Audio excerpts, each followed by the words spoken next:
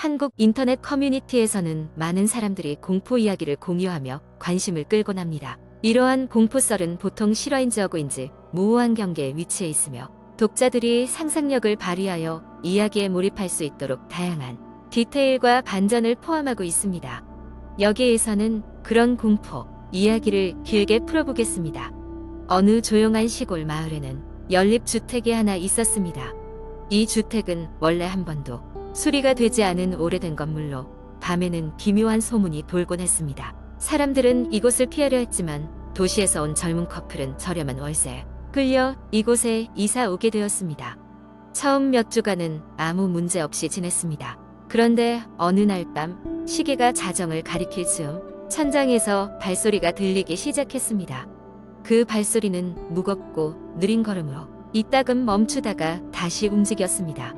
처음에는 쥐나 고양이가 아닐까 했지만 그 무게감 있는 발소리는 도저히 작은 동물이라고 생각할 수 없었습니다. 겁이 난 커플은 서로를 다독이며 그저 잠들기를 기다렸습니다. 그러나 다음날 아침 바닥에 작은 핏자국이 있는 것을 발견했습니다. 마치 누군가가 다친 발로 집안을 돌아다닌 것 같았습니다. 하지만 천장 위로 올라갈 방법도 없었고 누구든 그곳에 숨어 있을 장소도 없었습니다. 그들은 임대업자에게 이 사실을 알렸고 임대업자는 별것 아닐 거라며 대수롭지 않게 여겼습니다. 하지만 그날 밤도 그 다음날 밤도 같은 발소리와 핏자국은 계속되었습니다. 커플은 어쩔 수 없이 밤마다 잠을 못 이루고 두려움에 떨었습니다. 그러던 어느 날 그 커플은 한참 밤중에 이상한 소음을 듣고 잠에서 깨어났습니다. 이번에는 발소리가 아니었습니다. 마치 누군가가 집안 어딘가에서 느끼고 있는 듯한 소리였습니다. 그들은 조심스럽게 소리가 나는 쪽을 향해 걸어갔고 그 소리는 점점 더 크게 들려왔습니다. 소리는 주방에서 끝났습니다. 주방 한가운데 알 수 없는 형체가 웅크리고 앉아 흐느끼고 있었습니다. 그 형체는 천천히 고개를 들었고 커플은 뒷걸음질 치며 비명을 지르고 말았습니다. 그들의 눈앞에는 계단 및 살던 이전 세입자의 딸이었던 실종된 소녀의 망령이 있었습니다. 소녀의 이야기는 끔찍했습니다.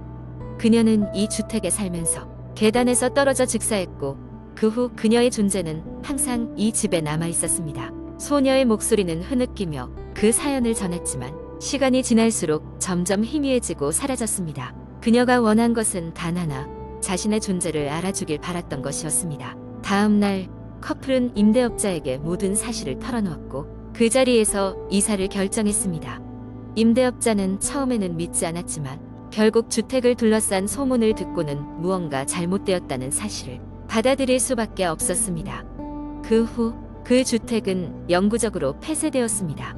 그 후로도 아무도 그곳에 들어가지 않았습니다. 하지만 아직도 그 집 근처를 지나가는 사람들은 가끔 소녀의 흐느끼는 소리를 들었다고 소곤거립니다. 그녀는 여전히 자신의 이야기를 전하려 하고 있는지도 모릅니다. 이렇게 이 마을의 공포썰은 인터넷과 입소문을 통해 퍼져나갔고 호기심 많은 사람들이 이곳을 찾아왔지만 그곳을 직접 확인해 본 사람들의 말에 의하면 그들의 뒤에서는 한 발소리가 따라 붙는다고 합니다. 이 이야기는 허구이지만 이런 유형의 이야기는 우리의 상상력을 자극하고 오랫동안 기억에 남게 만드는 힘이 있습니다. 누군가에게는 엔터테인먼트로 누군가에게는 두려움으로 남겠지요. 두 번째 이야기. 어느 작은 시골 마을에는 달래는 집이라는 낡고 오래된 저택이 하나 있었다. 이 집은 오랜 세월 동안 비어 있었고 마을 사람들 사이에서는 불길한 기운이 맴돈다고 알려져 있었다. 어떤 날 서울에서 온 한 젊은 커플이 그 집을 사들여 리모델링하고 이사 오게 되었다. 그들의 이름은 민수와 한나였다. 처음에는 모든 것이 순조로워 보였다. 민수는 매일 아침 서울로 출퇴근하기 위해 기차를 탔고 한나는 프리랜서 작가로서 집에서 일을 했다. 집 앞에는 아름다운 정원이 있었고 뒤쪽에는 울창한 숲이 있었다. 하지만 그곳에 이사 온 지 얼마 지나지 않아 이상한 일들이 시작되었다. 한나는 어느 날 저녁 작업을 하다 갑작스런 바람 소리에 문득 창밖을 바라보았다. 그녀는 숲속에서 무언가가 움직이는 것을 보았고 순간 섬뜩한 느낌이 들어 고개를 돌렸다. 하지만 그 다음 날도 숲속에서는 계속해서 무언가가 보였다. 결국 그녀는 민수에게 이야기를 꺼냈지만 민수는 바쁜 일상에 지친 나머지 그냥 환상일 거라며 넘겨버렸다. 이러한 일이 반복되자 한나는 더 이상 참을 수가 없었다. 어느 날 밤 그녀는 손전등을 들고 숲으로 들어갔다. 숲은 생각보다 더 어두웠고 그녀의 발걸음 소리만이 정막을 깨고 있었다. 그렇게 얼마나 걸었을까? 그녀는 그곳에서 오래된 무덤을 발견했다. 무덤은 돌로 된 거대한 덮개로 닫혀 있었고 그 옆에는 여기 잠든 자를 깨우지 말라는 글귀가 희미하게 새겨져 있었다. 무서운 기운에 사로잡힌 한나는 무덤을 황급히 벗어나 집으로 돌아왔다.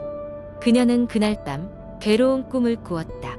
꿈속에서 그녀는 다시 그 무덤 앞에 서 있었다. 이번에는 덮개가 열려 있었고 그 안에서는 차가운 바람이 불어 나와 그녀의 몸을 사로잡았다. 그리고는 무언가가 그녀의 속삭임에 대답하길 왜 우릴 깨웠느냐고 물었다. 한나는 비명을 지르며 잠에서 깨어났지만 그 이후로 그녀의 일상은 더 이상 평화롭지 않았다. 낮에도 환영이 보였고 누군가가 계속 그녀를 불렀다. 민수도 변화를 느꼈고 그 집에서 빠져나가자고 그녀를 설득했다. 결국 그들은 그 집을 떠나기로 결심하고 짐을 싸기 시작했다. 이사 당일 밤 마지막 짐을 싸고 나가는 순간 전기가 갑자기 나가고 말았다. 깜깜한 집안에서 한나와 민수는 서로를 찾아 헤맸고 그때 다시 한나의 귓가에 속삭임이 들렸다. 떠나지 마. 같이 있어줘. 결국 그들은 전등을 켜고 무언가를 보았다. 그동안 보이던 환상은 마치 집 자체가 그들에게 떠나지 말라고 애원하는 것 같았다. 한나는 그제야 자신이 본 무덤이 이 집의 과거와 깊이 얽혀 있음을 깨달았다.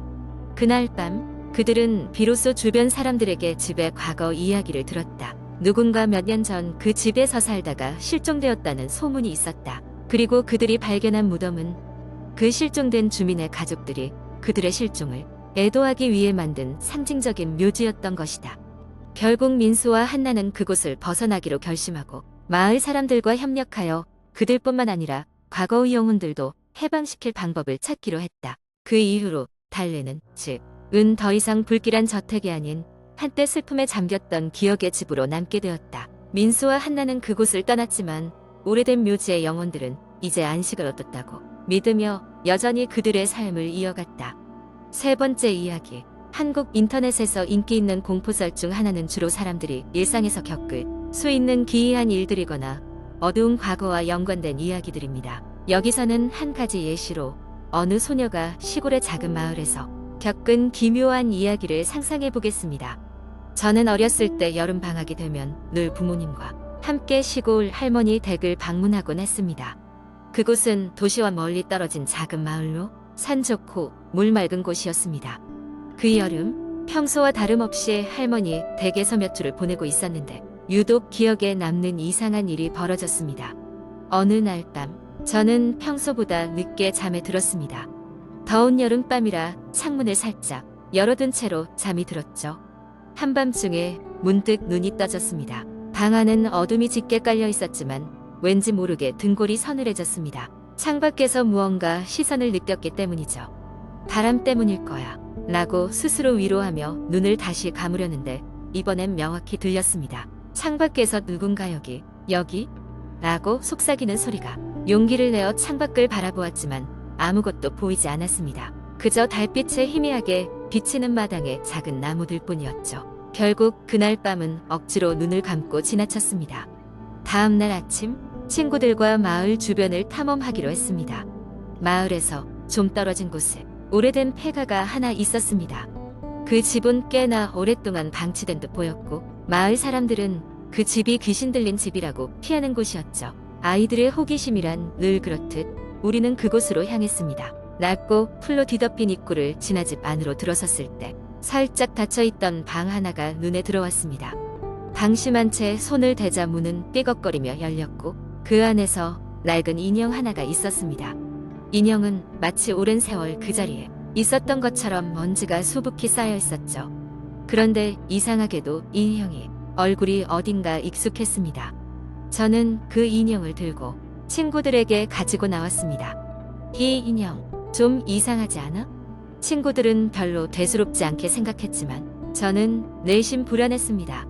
그때부터였던 것 같습니다. 낮에도 마치 누군가가 지켜보는 듯한 느낌을 받은 게 그날 밤 또다시 잠이 오지 않았습니다. 그리고 다시 들렸습니다. 여기, 여기. 소름이 돋았고 이제는 그 소리가 어떤 방향에서 오는지 알 수 있었습니다. 창밖이 아닌 방 안, 바로 인형이 있는 곳에서요. 용기를 내서 불을 켜려 했으나 불은 켜지지 않았습니다. 심장이 미친 듯이 뛰었고 결국 할머니 방으로 달려갔죠. 할머니는 제 이야기를 듣고는 잠시 심각한 표정을 지으셨습니다. 그리고는 말씀하시길 그 인형은 할머니가 어렸을 때 갖고 놀았던 인형이라고 하셨습니다. 오랜 세월 지나는 동안 인형은 사라졌고 다시 찾을 수 없었다고요. 할머니는 결국 마을 주민들과 함께 인형을 원래의 폐가에 돌려놓기로 결정했습니다. 그렇게 해야만 모든 것이 원래대로 돌아갈 거라고 믿으셨죠. 그날 이후 더 이상 이상한 소리는 들리지 않았습니다. 할머니 말씀으로는 인형이 그 장소에 묶여있는 무언가와 연결되어 있다고 하셨어요. 그 여름 이후로 저는 단 한 번도 그 마을에 가지 않았습니다. 하지만 가끔 어두운 밤이면 그 여기 라는 속삭임이 아직도 귓가에 맴도는 것만 같습니다. 이 이야기는 많은 사람들이 인터넷에서 공유하며 각자 겪은 기묘한 경험들과 연결되기도 합니다. 손에 땀을 쥐게 만드는 서늘한 기운이 느껴지길 바랍니다.